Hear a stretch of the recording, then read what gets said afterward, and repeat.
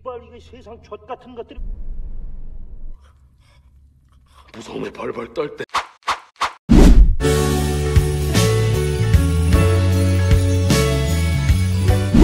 Halo guys, kembali lagi di channel aku. Sekarang aku mau bahas film psikopat yang bener-bener bikin tegang. Film ini berjudul Film ini berawal dari seorang wanita yang terjebak di suatu tempat karena ban mobilnya bocor. Ketika dia sedang telepon-teleponan dengan tunangannya, lalu ada seorang pria yang menghampirinya dan menawarkan bantuan. Oh iya, si wanita ini diperankan oleh Oh San-ha sebagai Jo Yoon. Dia menolak bantuan itu karena dia sudah memanggil tukang derek. Pria itu bilang bahwa akan lama tukang derek datang karena kondisinya sedang hujan salju. Dia bilang mau ngecek bannya terlebih dahulu. Dia teleponan kembali dengan tunangannya yang bernama Lee Byung-hun sebagai Kim Soo-yoon. Dia bekerja sebagai agen rahasia yaitu NIS, kayak BIN gitu. Setelah dicek, dia bilang bahwa ban mobilnya terperosok dan harus segera dibenerin. Pria itu diperankan oleh Choi Min-sik sebagai Kyun Chul dan dialah sang psikopat kejam itu. Tapi wanita itu menolak bantuannya dan nunggu mobil derek datang aja. Pria itu kembali ke mobilnya. Mobil yang dia gunakan merupakan mobil untuk antar jemput anak sekolah. Wanita itu ngeliatin pria itu. Tapi kenapa mobilnya nggak pergi-pergi dari sana? Dia nyoba ngedim mobil yang di depan itu, tapi ini yang terjadi. Tiba-tiba pria itu ada di sebelah kanan mobilnya dan menghancurkan kaca mobilnya.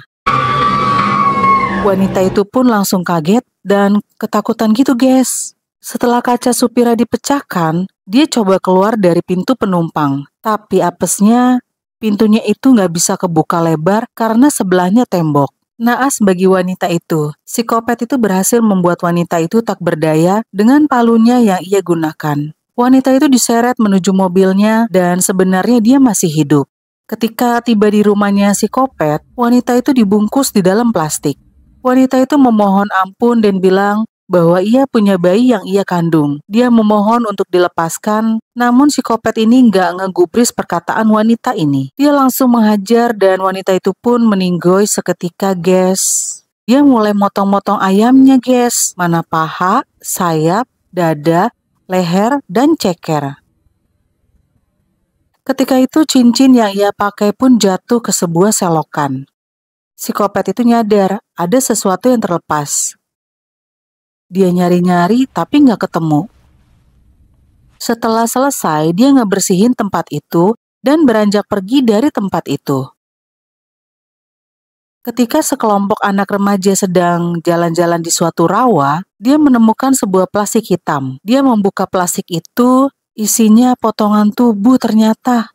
Ia melaporkan ke pihak kepolisian setempat. Lalu pihak kepolisian langsung menyusuri tempat itu.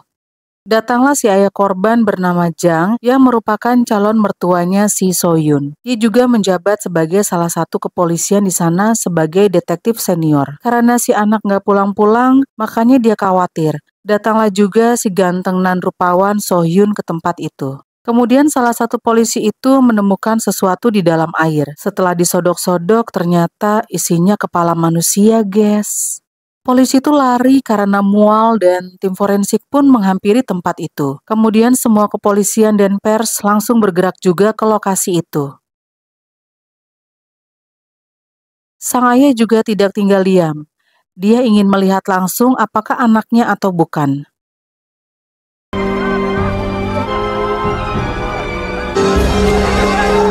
Sangat disayangkan sekali, So-yoon mengetahui tunangannya meninggoy dengan cara yang sangat tragis.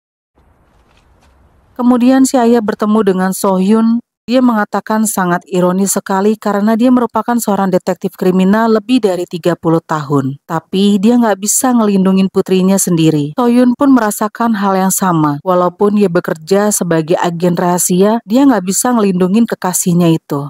Sang ayah pun merasa sangat menyesal karena kejadian ini dan merangkul So-yoon sembari menangis. 이것만은 약속할게. 천배 만배 돌려줄게. Sembari menangis, Sohyun meninggalkan tempat sang kekasihnya. Kemudian Sohyun meminta izin cuti selama 2 minggu. Selama 2 minggu inilah dia akan melakukan pembalasan kepada si Kopet. Izin pun diberikan dan berharap dia kembali dalam keadaan yang sudah pulih seperti biasanya. Rekan kerjanya memberikan sebuah kapsul yang telah dilengkapi oleh GPS dan mikrofon. Kapsul itu harus diminum dan bisa dipantau melalui telepon. Dia mendatangi calon mertuanya dan mencari tahu kasus-kasus kriminal yang belum terselesaikan. Dia foto-fotoin dan mencari satu persatu kriminal tersebut. Datanglah dia ke pelaku pertama. Si pelaku lagi asik col-col kaget didatengin sama Sohyun. Langsung saja digas sama Sohyun. Dia ditanya tentang mobil kekasihnya. Sambil ketakutan, dia bilang dia nggak tahu. Dilarikan pelaku itu ke rumah sakit. Dia bilang ke pihak polisi bahwa ada seseorang yang datang memukul otongnya dengan palu. Lalu pindah ke target kedua. Seorang pengantar makanan. Lagi ngeliat-ngeliat jalan, tiba-tiba dia ditabrak dari belakang. Dihantamlah pelaku kedua tersebut. Ternyata bukan dia pelakunya. Kemudian lanjut ke pelaku yang ketiga. Ternyata si Kopet ini guys. Di lain waktu, ada seorang wanita yang sedang menunggu jemputannya. Datanglah mobil sekolah itu. Tahu kan siapa yang di dalam mobil sekolah itu? Ya benar, dia si Kopet tadi. Seperti biasa, dia menawarkan bantuan. Lalu wanita itu menolak bantuannya. Si Kopet bilang bahwa dia melewati apartemennya si wanita itu. Akhirnya wanita itu pun naik mobilnya si Kopet. Tiba-tiba mobil itu berhenti dan ternyata dia ngambil sebatang besi atau pipa gitu. Terjadilah hal yang mengerikan. Tiba di tempatnya si Kopet, dia seperti biasa, potong 10 buat sop ayam gitu. Sesudah itu dia main gitar kayak nggak punya dosa gitu. Parah sih ini. Lanjut si Sohyun ke rumahnya si Kopet. Tapi rumah itu rumah orang tuanya. Dia ketemu ibunya si Kopet dan ngobrol-ngobrol di sana. Dia meminta nomornya si Kopet untuk menghubunginya. Dia bilang bahwa anaknya adalah orang yang dia cari. Oh iya, Sohyun menyamar sebagai sales asuransi dan dia ingin mengasuransikan keluarganya. Sang ayah terbangun dan dia bilang bahwa si Kopet itu meninggalkan orang tua dan anaknya. Dia nggak pernah kembali untuk melihat keluarganya. Kedua orang tuanya pun berdebat karena si anaknya. Sang ayah bilang kalau pemegang asuransinya meninggoy, apakah keluarganya dapat uang? Ternyata mereka menganggap ini jadi serius. Pergilah Sohyun keluar. Di sana dia ketemu anaknya si Kopet. Sohyun nanya, apakah si anak itu tahu tempat tinggalnya si Kopet sekarang? Si anak itu pun marah ditanyakan hal seperti itu. Kemudian pergilah Sohyun ke rumah tua yang sudah terbengkalai. Dia menggeledah si rumah itu mumpung gak ada si Kopetnya. Dia melihat sebuah brankas atau lemari besi yang digembok. Lalu dia membongkar paksa lemari itu. Laci pertama isinya tas wanita guys. Lalu dibuka laci kedua. Isinya banyak bra wanita juga guys. Laci yang terakhir isinya sepatu-sepatu wanita. Kemudian ia melihat ruangan yang gelap di belakangnya. Masuklah dia ke dalam ruangan itu. Pas dilihat, ternyata tempat itu adalah tempatnya si Kopet sebagai tukang potong ayam guys. Ngerti kan maksudnya kang potong ayam? Kemudian dia melihat ke sebuah selokan dan dia menemukan cincin tunangannya. Dia langsung sedih dan nangis gitu. Dia datang ke tempat yang benar untuk menemukan si pelaku. Si Kopet melakukan pekerjaannya sebagai pengantar anak-anak sekolah. Bakalan ada korban selanjutnya nih. Ternyata di dekat plat nomor mobil itu terdapat sebuah alat pengintai atau GPS gitu. Ada satu orang siswi yang tertidur di dalam mobil itu. Si Kopet itu langsung memulai aksinya sebagai kang potong ayam. Mukanya cocok banget ya jadi Kopet-Kopet gitu. Lalu datanglah si Sohyun ke tempat itu karena sudah dipasang GPS pada mobil sekolah tadi. Si Kopet itu mau perkaos si siswi tadi guys. Udah Kopet pedofil juga. Ih serem. Wah kacau banget kalau ketemu nih orang ya. Saat hendak mau perkaos tiba-tiba ada yang memanggil dirinya. Dia ngintip siapa yang datang dan dilengkapi dengan sajam di tangannya. Sohyun langsung masuk ke dalam ruangan itu. Si Kopet yakin sepertinya dia polisi dan dia nanya apakah dia datang sendirian. Berkelahilah mereka di ladang itu. 니들이 아직 내 신상 파악이 안 된 모양인데. Si Psikopat itu nggak ada apa-apanya bagi Sohyun. Dengan mudahnya dia ngalahin psikopat itu. Saat ingin menyudahinya, dia mikir lagi. Dia mau psikopat itu menderita 10.000 kali lipat dari kekasihnya. Kemudian, kapsul itu dimasukkan ke dalam mulutnya psikopat. Seorang siswi berhasil diselamatkan. Ketika dia bangun, ada amplop yang isinya duit. Duit itu sengaja diberikan untuk dia berobat. Baik bener ya, Sohyun. Kemudian psikopat itu keluar dan dipantau oleh Sohyun. Dia bisa melihat kemana perginya psikopat itu. Di tengah jalan, dia mencoba nyetopin mobil yang lewat. Ketika itu ada taksi yang berhenti. Supir taksi itu bilang bahwa psikopat bisa naik taksi itu walaupun dia nggak tahu mau kemana. Masuklah dia ke dalam taksi itu. Ternyata di dalam taksi itu ada pelanggan lain yang duduk di belakang. Psikopat itu menyadari bahwa taksi yang ia naiki ternyata bukan supir yang sebenarnya. Di dalam taksi itu ternyata ada psikopat lainnya. Wadidaw, taksi itu ada 3 kopet, guys. Saat penumpang belakang mau keluarin bandanya, dan psikopat profesional langsung ngebum si supir. Dan penumpang belakang pun kena juga. Seketika supir dan penumpang itu meninggoy. Sedangkan Sohyun mantau aja psikopat itu dari HP-nya. Setelah psikopat itu ngebersihin diri, dia pergi ninggalin 2 kopet amatiran itu di pinggiran sungai. Dia pergi ke sebuah klinik yang ada di pinggiran kota. Dia ketemu si dokter, dan dokternya bilang bahwa dia jangan main bola dengan kondisi tangan begitu. Wah, wah, wah. Dokter itu nggak tahu siapa sebenarnya nih orang. Setelah itu, psikopatnya disuruh pergi dari situ. Tapi dia nggak terima diusir begitu saja. Saat mau ngelepas kacamatanya si dokter, tiba-tiba datang seorang perawat dan bilang silakan menebus resep obat. Lalu dia datengin tuh si perawat dan nanya berapa usianya. Dan bilang kayaknya punya pacar banyak. Dari tatapannya aja udah kelihatan jebat dan sumem banget dah. Saat hendak ia ingin ke dalam, tiba-tiba ada psikopat di dalamnya yang lagi nungguin. Dia ngunci pintu dan nyamperin wanita muda itu. Perawat itu pun ketakutan dengan tingkahnya psikopat. Kemudian dia meminta perawat itu untuk melepaskan bajunya. Si perawat itu pun kaget dengan permintaannya. Lalu dia mengancam, kalau nggak mau, nanti wajah mulusnya akan ada bekas luka. Saking takutnya, perawat itu pun pelan-pelan membuka bajunya. Dan psikopat dengan mukanya yang mupeng ingin segera memperkaos si wanita itu. Dia juga meminta untuk membuka branya. Perawat itu memohon untuk tidak melakukannya. Seketika dilemparnya sebuah gelas ke arahnya. Sohyun mendengar percakapan psikopat itu. Dia segera turun dari mobil dan masuk ke dalam klinik itu. Pas lagi asik-asiknya, datanglah si Sohyun dan dihantamlah dia pakai apar. Jomplanglah psikopat itu. Jatuh bangun dia dibuatnya. Dia nggak tahu kalau lawannya kali ini udah sekelas UFC. Ketika perawatnya mau keluar dari ruangan itu, Sohyun meminta perawat itu tetap di situ untuk mengobati psikopat. Sohyun bilang, ini hanyalah permulaan. Kaki belakangnya pun dijadikan sate oleh Sohyun. Dalam keadaan tangan dan kaki yang sudah luka, dipastikan dia nggak bisa bergerak lebih jauh. Dia cari-cari di sekeliling tubuhnya, apakah ada alat pengintai yang terpasang. Dan dia juga nyari-nyari di mobilnya, namun nggak ditemukan. Kemudian dia pergi dan berhenti di tengah-tengah perjalanan. Dia ingin meninggalkan taksinya karena dia pikir ada alat pelacak di mobilnya. Ketika dia ingin berhentikan kendaraan yang lewat, ternyata mobil yang lewat itu mobilnya angkatan, guys. Dikira hanya ada 1 mobil, ternyata di belakangnya ada banyak tentara. Kali ini aksinya gagal karena yang di stopin itu mobil tentara. Kemudian dia pergi ke tempat temannya yang kopet juga ternyata. Kita sebut kopet 2 aja ya. Sohyun tetap memantau si kopet 1 dalam kejauhan. Kopet 1 dan 2 makan malam lah di dalam. Lahap banget kopet 1 ini makannya.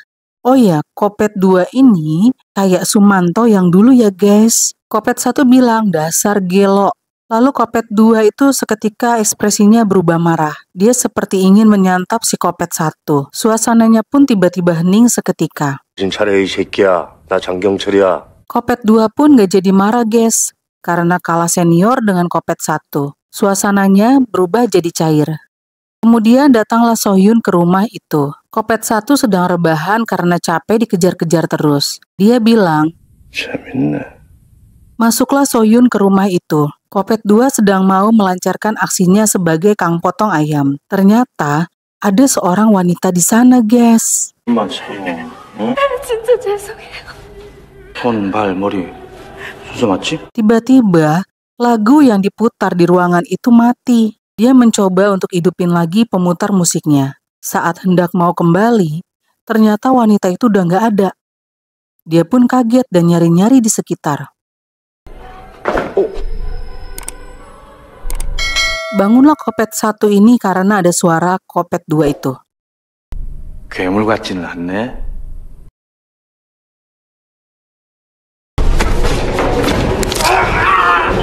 Mendengar teriakan itu, Kopet 2 ngambil senapan burung buat jaga-jaga. Kopet 2 pun berhasil dilumpuhkan dengan mudahnya. 손, 발, 머리 순서 맞지? Datanglah Kopet 1 dan menembak Sohyun, tapi tembakannya meleset. Naiklah dia ke kamar atas dan dia nemuin kail pancing, alat berburu. Dia keluar dan lihat-lihat di sekitar apakah ada Kopet 1 itu. Datanglah istrinya Kopet 2. Dia mau nikam dari belakang, kayak lagunya The Winner gitu, guys. Kau tikam aku dengan cintamu. Lanjut lagi ya, guys. Wanita itu pun kena jab dan jab lalu pingsan. Datang lagi Kopet 2 langsung menghujam si Sohyun. Tapi nggak kena. Malah Kopet 2 itu dibuat KO seketika. Kemudian dia tebarlah kail pancing itu di lantai. Saat Kopet 1 itu maju, dia nginjek tuh kail pancing dan menjerit kesakitan. Kopet 1 itu pun dihujam dengan alat berburu itu dan nyaris ketemu malaikat di alam baka. Dibawalah Kopet 1 itu ke dalam mobilnya Sohyun. Keesokannya datanglah polisi ke tempat itu. Kemudian detektif O mendatangi calon mertuanya Sohyun dan dia khawatir akan ada sesuatu mungkin terjadi padanya. 짓을 하고 다니는지 보여드릴까 형님? 만두게 해요. 사람의 짐승을 상대하자고 짐승이. Kemudian Sohyun datang ke rekannya dengan membawa Kopet 1 itu, guys. Dia bilang kenapa nggak dibawa kepada kepolisian? Karena Sohyun telah berjanji pada kekasihnya itu untuk membayar atas apa yang sudah dilakukan kepada kekasihnya. Kemudian dia nanya ke Sohyun dan bilang begini. 감도 괜찮죠? 설사 쭉쭉하지 않는 한 Dia langsung ngelihat si Kopet itu. Takutnya dia dengar yang barusan dibicarakan. Kemudian si Kopet itu dibuang di dekat terowongan kosong. Dia terbangun dan bilang begini. 정말 재밌어. 응? 씨발사. 연희동 사는 장주연. 넌 나란 놈을 너무 쉽게 봤어. Lalu dia datang ke sebuah klinik dan dia minta obat untuk bisa BAB gitu. Dia bilang bahwa sebelum kekasihnya meninggoy, kekasihnya itu hamil dan meminta pengampunan. Sohyun langsung nyamperin titik lokasinya si Kopet. Setelah tiba di klinik itu, ternyata dia datang terlambat dan dokter itu sekarat. Ternyata dia tahu, guys, ada kapsul dalam tubuhnya dan hanya BAB yang bisa mengeluarkannya. BAB lah si Kopet itu dan ternyata ada satu kapsul yang dia dapetin. Dia melihat ada supir taksi yang kebelet. Lantas supir itu jadi korban selanjutnya dari si Kopet ini. Dia taruh kapsul itu di mulutnya supir taksi itu untuk ninggalin jejak dan ngambil mobilnya lalu kabur. Sohyun datang ke lokasi itu. Ternyata titik lokasi yang dia datangi itu supir taksi yang tergeletak akibat ulahnya si Kopet. Sohyun datang ke rumah sakit tempat dirawatnya Kopet 2. Dia bertanya kemana perginya Kopet 1. Kopet 2 bilang bahwa dia akan membayar atas perlakuan yang diterimanya. Setelah pacarnya, lalu keluarga pacarnya akan menjadi korbannya si Kopet 1. Sohyun mendapatkan telepon bahwa Kopet 1 akan menyerahkan diri. Sebelumnya dia mau melakukan satu pekerjaan yang belum terselesaikan. Kemudian dia telepon calon mertuanya itu. Ketika hendak ingin mengangkat telepon, ada yang datang, guys. Lalu dia telepon detektif O, dia minta untuk segera datang ke lokasi calon mertuanya. Si Kopet itu sudah masuk ke dalam rumahnya dan akhirnya sang ayah pun jadi korban selanjutnya. Kemudian anak perempuannya datang. Dia melihat bangkunya jatuh dan ada yang janggal gitu di dalam rumahnya. Ketika Sohyun tiba, ternyata udah ada pihak kepolisian. 여기 찾아와 이 새끼야. 이런 씨발하고도 조사를 넘은 새끼. 비켜봐. 비켜. Ketika dia masuk, dia sangat sedih melihat keadaan calon bapak mertuanya. Kemudian detektif itu mendapatkan telepon dari Kopet 1, guys. Kopet itu berbicara dengan Sohyun. 어떠냐? 이제 느낌이 와? 온 것 같아? 내가 이긴 것 같아. Dia bilang harusnya nggak berurusan dengan Kopet satu ini. Dia bilang juga akan menyerahkan diri ke polisi. Selain itu ditemukan jasad wanita yang dibungkus dengan selimut. Ternyata jasad itu merupakan adiknya Jo-yun. Detektif Oh dan timnya bersiap-siap untuk menangkap si Kopet satu. Tiba-tiba ada taksi yang berhenti di tengah keramaian jalan raya. Keluarlah sang Kopet ini dari mobilnya. Sang Kopet itu menyerahkan dirinya dan angkat tangannya ke atas. Sohyun sengaja merusak pintu mobilnya agar bisa menangkap sang Kopet bengis itu.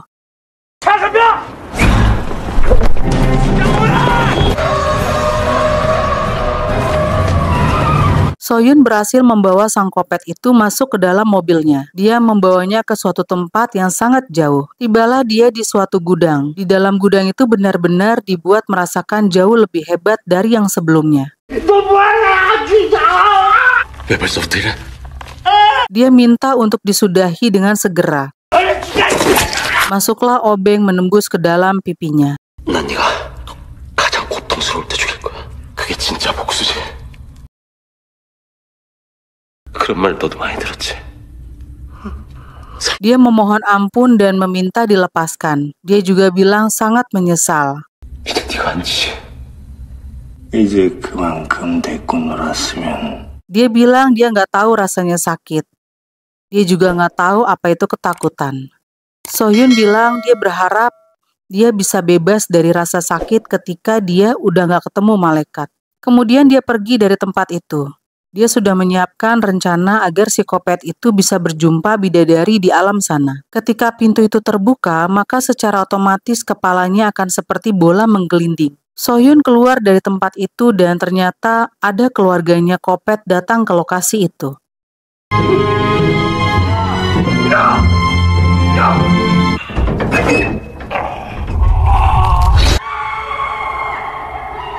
Akhirnya misi pembalasan telah terselesaikan. Terima kasih sudah menonton. Oh ya, kalau kalian ada film yang bagus yang mau aku ringkas, komen ya. Sampai jumpa di next video ya. Bye-bye.